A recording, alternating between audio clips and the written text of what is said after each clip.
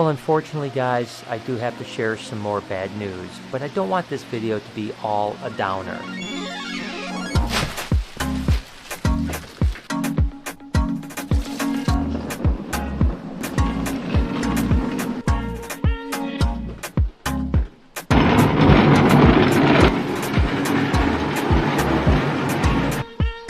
There's no doubt that no matter what's going on in life, working with animals is absolutely amazing. And even though Drogo did his poop, his weekly poop, sloths actually only poop once a week, and they actually only pee once a week. The poop isn't that bad, you know, it's easy to clean up. But this whole area was flooded with pee because when I came this morning, I can definitely smell it. So we just have to clean that up. But again, I love this, you know, and ironically enough, this isn't the only thing I have to clean up this morning.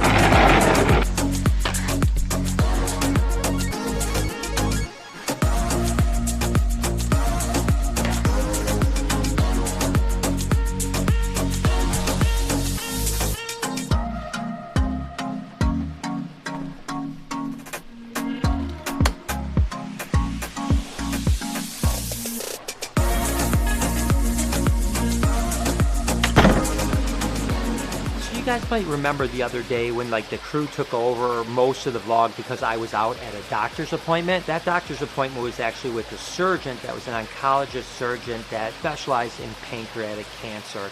And I got some news I was definitely not expecting.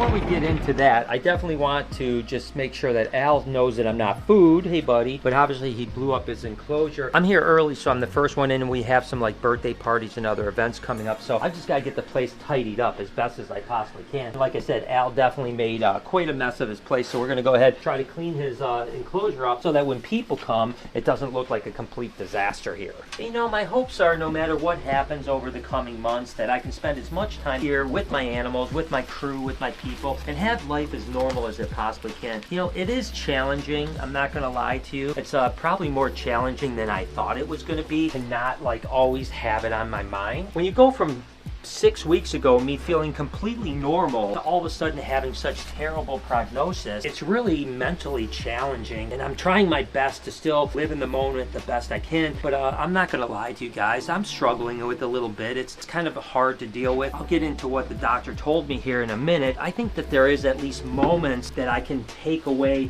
and really kind of just, you know, sit with these animals and think about, okay, I gotta clean Al's cage, gotta get everything ready for these events that come up here at the Reptarium and open hours tonight. There are moments that I can get away. As a matter of fact, speaking of a moment, I had some time to spend with my grandson last night that is in town, and he's actually 15 months old now, and he's coming to the Reptarium here within the next hour or so. So it's going to be really cool because he's been here a few times. When he was a little baby, he wouldn't remember that. And then the last time he was here was probably about 4 months ago. Again, he was smaller, right? You know, now he's like walking around, running around. I can't wait to see how he reacts to the animals, to see his, you know, kind of expressions. And so those are certainly moments that are going to take my mind off of some of the more, you know, bad things that are going on in my life right now, and I'm going to do the best I can do to make the best of it. But you know what, I am human, and I want you guys to know that. Although I'm going to try to get this positive message to you guys as we're moving forward in life and all these other things. As a matter of fact, tomorrow's video, I really want to talk about something that's really, really important to me. So if you guys don't mind, if you can watch tomorrow's video and give me your input, it's going to be a really important video for me moving forward. But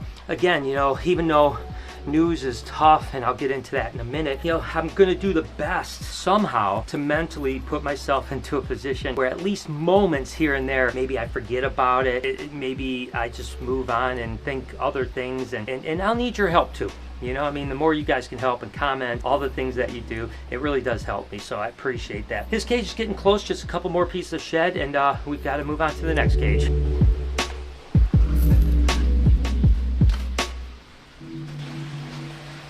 So here's kind of the deal of what's happening.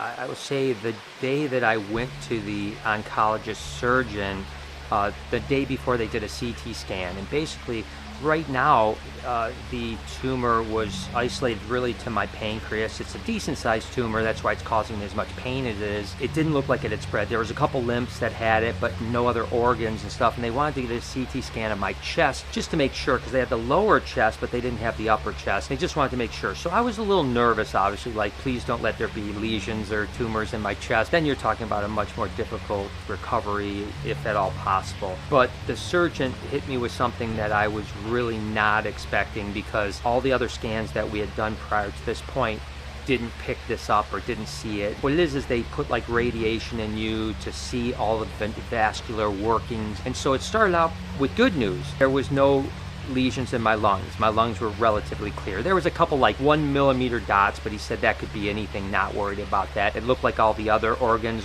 good shape. So as we're going through this, I'm thinking, okay, and then he goes to the tumor and he says what we would do, and this is my thought, is that you would go in and do some chemo to hopefully shrink the tumor, and then go and do what they call a Whipple procedure, which is a surgery. They would take half your pancreas out, they would take the tumor out, they would take your spleen out, and then it's a very difficult surgery, but that would be the road to recovery. And I will say that prior to that meeting, the night before, I was 1,000% convinced I was going to beat this. I knew the odds were bad, but I was like, I got this. I'm not going to let this beat me.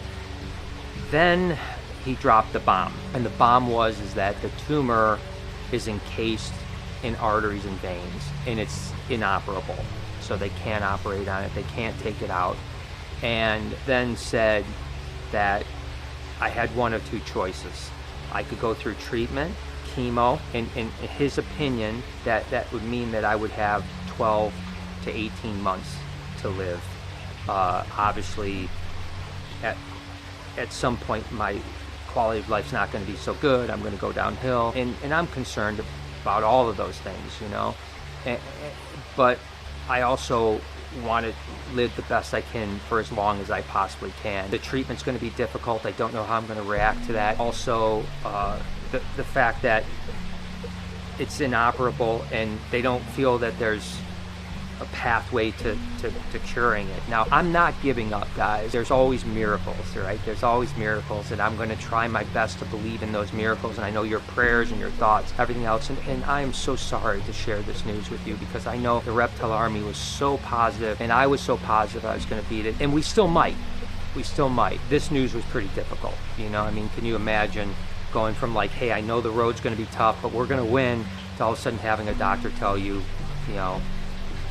we can't do anything for you, basically. There's a little bit more news that might be bad, but I don't know that yet. It's going to take about a week to find out. That could change that prognosis even a little bit worse, but I'm not going to even think about that right now. I'm going to need all your thoughts and prayers and your comments and all the great things that you guys have been doing for me to get me through this. And like I said, there's going to be times like today that I'm going to have, I'm cleaning and I'm excited. Nathan's coming, that's going to be exciting. So it's not going to be all doom and gloom. And I'll talk more about this as we go, how the vlog may evolve, because we're hoping that we can still have the vlog going with or without me, whether I'm in treatment or whatever happens down the road. And then tomorrow I'm going to talk about moving forward with my passion project, my legacy project, the aquarium, and I really need your advice on a couple things there, and potentially your help as well. But we'll talk about that tomorrow. I know it's heavy, guys. I'm sorry. I don't want to tell you this either. It's not something that I wanted to hear. It's certainly not something I wanted to share.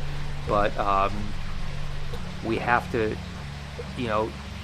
face it, and there's nothing I can do. I will say I'm going for one more opinion. This surgeon was a very highly touted surgeon, trained at MD Anderson, the best cancer center in the world. I'm not expecting to get any other opinions. I did already see another oncologist that basically said the same thing, that we need to go through treatment to extend your life as long as we can. Some of the things that I'm going to just tell you right now that are completely vain and ridiculous. I shouldn't even be thinking about this, but I want to share it with you, and I want to know what you guys think. It's like, I am a little bit nervous personally about you guys seeing me over the next several months decline in some ways, because even if that miracle happens, I'm going to probably go down before I would come back up, right? The treatment itself, probably going to lose my hair, you know, which is something that's really weird. Probably gonna lose a lot of weight. You guys might have noticed I've already lost some weight. It's harder to eat now, and there's a chance I could lose a considerable amount of weight over the next 3 or 4 months. And it's kind of hard for me. I don't want you guys to watch the vlog and be like, oh my God, I can't even watch it. Brian looks so terrible. So I need to know what you guys think about that. Are you guys, you know, you okay with me taking you on this journey? It might not look pretty. It might not look very good, but I want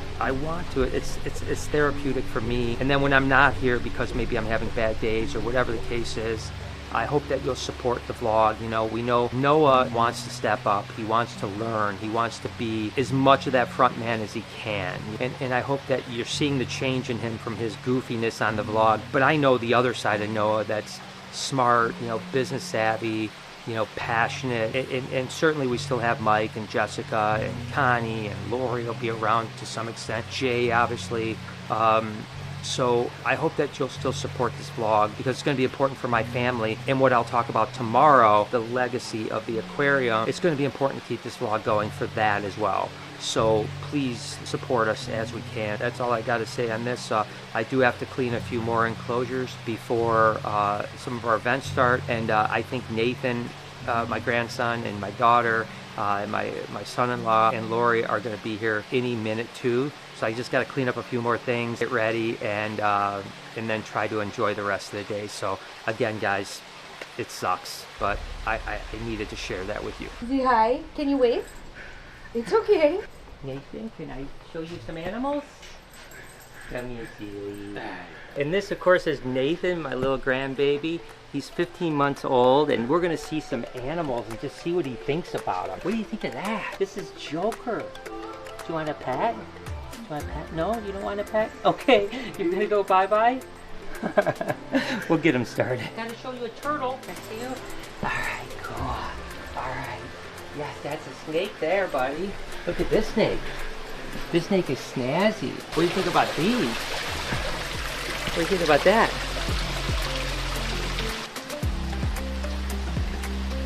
What do you think?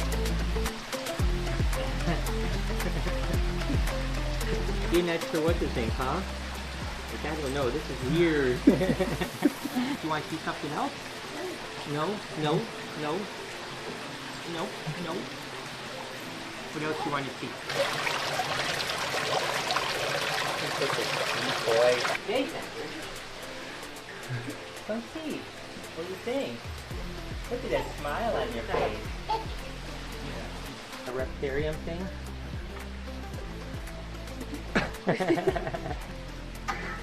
That is very nice. Thank you.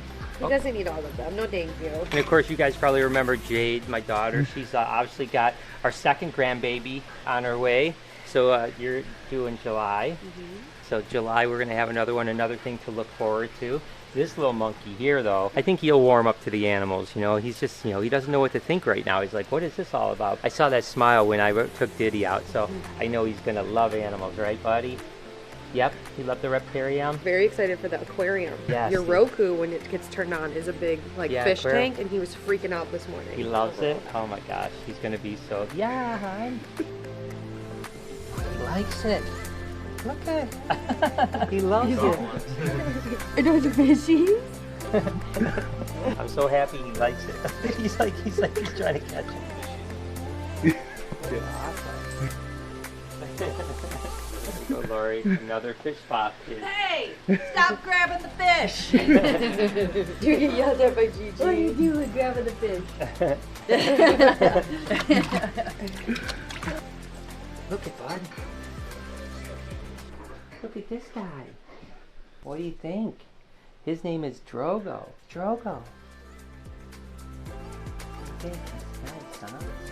And these, of course, are the moments that make even some of the hardest things I'm dealing with so good. I mean, to have that experience with Nathan and know that, you know, he's going to grow up around this and he's going to absolutely fall in love with it is just, it's so inspiring, right? So, again, sorry for the not so good news, but I can promise you this, I'm going to battle and I'm not giving up.